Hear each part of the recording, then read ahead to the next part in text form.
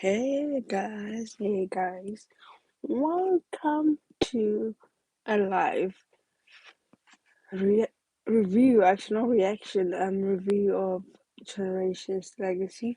So I'm going to be highlighting some scenes which I enjoyed on yesterday's episode and what I think about it. So let's start talking about Fikile and Mazwi. So these two are, I hate to hear that they are literally not seeing eye to eye, which, I understand because of Mazwi's behavior. So they're still not in the good space. You know, Mazwi's trying so hard to make it seem like it's nothing big, but it's big to her. It's big to Fikile because she needs to feel like you are invested in her as much as she's invested in you, but you are not giving her anything.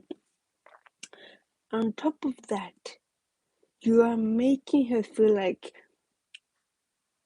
she doesn't know you anymore because every time you have a problem, you go to Tracy. Instead of going to the person that you care about, you love, and you like romantically involved with, you go to Tracy for advice, for help, for understanding. Not the most important person in your life, you go to Tracy. You see how bad this looks? It's like you value Tracy's opinion more than Fikile, the same person who's your business partner and your partner in life romantically. Do you see how stupid this sounds? It's ridiculous. And you wonder why she's mad at you? You wonder why she's angry,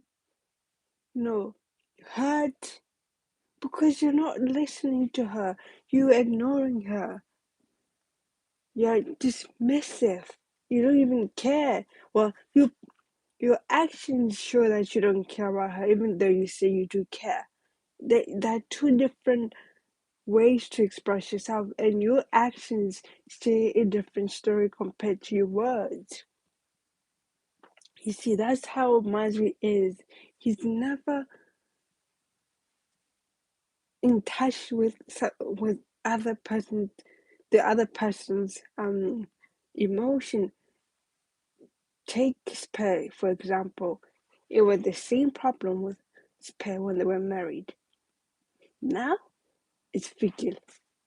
But one thing I can tell you, Fikile is a woman who knows what she wants, and she won't take any bullcrap from a man because she knows how it is when she was married to Ben, and she's like, I have had enough of men treating me like I'm nothing because I've already experienced it and I don't want to go back to that.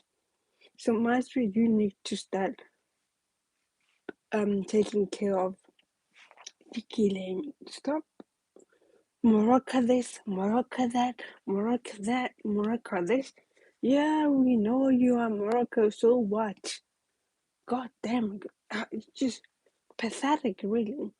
So, and Fikile now knows that Mazwi is trying to bear her out, and she was like, no, no, no, no, no, no, no, honey, you ain't gonna buy me out of this business. As much as you wanna try it, you can kiss my back booty. Anyway, let's move on to Pamela. Ooh, my head hurts just thinking about this. Ooh, so Pamela has now like she's now like closer to the truth with the help of Lucy, Rexa, and Cosmo. So Cosmo and Rexa went undercover It's a club, okay? They were wearing suits, and actually Cosmo was wearing a suit. He was like a businessman undercover, and Rexa was wearing um, a waitress outfit, not a waiter outfit, pretending to be a waiter at the restaurant, which I think it was the most hilarious thing I've ever seen in a while in terms of how it's been so far. It was so intense for the longest time on Generations. So to see a light-hearted scene from Rex Cosmo was just refreshing. So when they got there, they managed to finesse themselves in this restaurant, and they managed to talk to Nkaba, but Nkaba was not impressed, obviously. By the way, Lucy also was undercover as a cleaner. She managed to put microphones, devices in Nkaba's hotel room so that she can get any information. I was not prepared for what I found out in the last night's episode. So it appears like Pamela was right all this time. Sienna's death is now foul play. That's how I see it. It looks like it is foul play.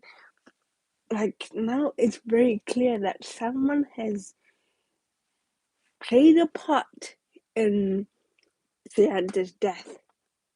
But it's looking like it's Nkaba right now. Nkaba and the captain, the second in command to Jack. Because when they had a chat in the not apartment, the hotel room, that conversation, it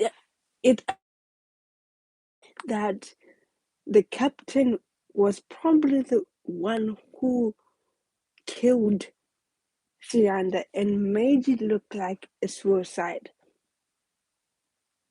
And now they want to, either get rid of Pamela for good in terms of killing her or kill her story. I'm just like in shock. Like I knew it, I thought it in my gut, my soul that Sianda would have not killed himself. Even Pamela knew that. And no one believed her. No one. Now that she has proof that the captain and Nkaba played a part in Sianda's death. I don't know what she's gonna do with this information because they're trying to silence her. How are they gonna do it? I have no idea. Are they gonna be able to do it? I hope not. Because Pamela deserves answers. Okay? Sianda did not kill himself, and I can see how this storyline is gonna end. It's either the truth may come out or Pamela also dies. But I'm crossing my fingers and toes that Pamela doesn't get killed. Hopefully that's how it's gonna end. I'm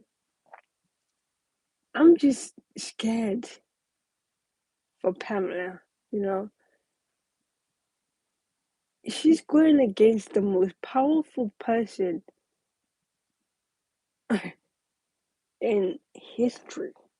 Nkaba is so powerful that you can't use amateur moves anymore. She needs to be like special agent, spy, kind of like Mission Impossible vibes.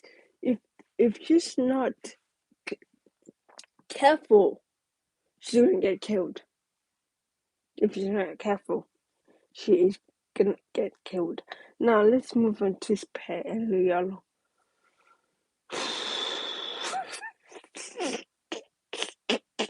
So Sphe has the nerve to call Loyolo to come over and they should talk about that relationship. Wada.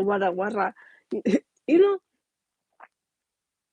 I understand parents closure of some sort, but Leona is fed up. Can't you not see that? You're so self-consumed you can't even see how he feels. Like he had to go to work early, but his parents like, let me call him and say, come to my place and we talk. He arrives. She sees something like she could have texted him instead of saying, come to my place. She is annoying me as well because she's always thinking about herself. I think she got that trait from the Moroccans and most definitely from the dad, Jack Mabaso. And I feel like she can see how toxic she can become when it comes to Loyolo because Loyolo is so naive sometimes, but he's also so innocent that he's willing to look over these small little red flags. But now that he's reached his breaking point, he's like, okay, do you know what? Enough is enough. I'm not gonna make me look like a fool because I know I can see something's going on, but you don't want to confide in me. So, what kind of relationship is this if you're not gonna be honest with me? And I like that Leonard stood his ground and he's not gonna change. So, and then Spence so stupid. Spence like, yeah, I think you're right. I think we need to take a break. So this whole conversation was for you to get the last word in. Like that's childish. It is. Okay, enough about those two. Let's talk about Lesedi. So it turns out like Lesedi is now going through with the surgery, and it's in 2 weeks' time. Okay, if I was in her shoes, do you know how petrified I would have been? She's literally losing something that makes her a woman in this society. Well, which is looked as something that will make you a woman, but it doesn't really matter as long as you're comfortable in your body. So she's gonna go and have the surgery, but she's nervous. You can tell that she's not really up for it, but she's doing it because she has to, and she's mentally preparing herself. But Spell was like, "You don't have to do this," but she's like, "Okay, I have to. I need to. It's something that I have to do, and it's okay. I can do it in 2 weeks time."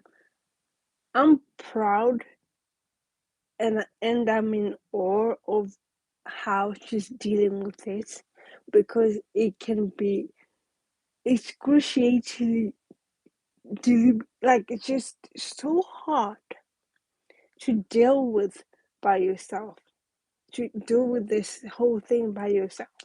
It must be so hard for her, and to go through this with a strong-minded mindset like this character is doing right now. It's impressive. It's encouraging for people who actually are going through this in real life. I mean, they say this character is kind of like making people with actual problems when it comes to cancer relate to her and say, this is hard. I know this is really hard, but you're not alone. You know, that's the whole thing about acting and storytelling. You make your audience feel like you can relate to them, and you make your audience feel like, oh, okay, this is normal. It actually happens in real life.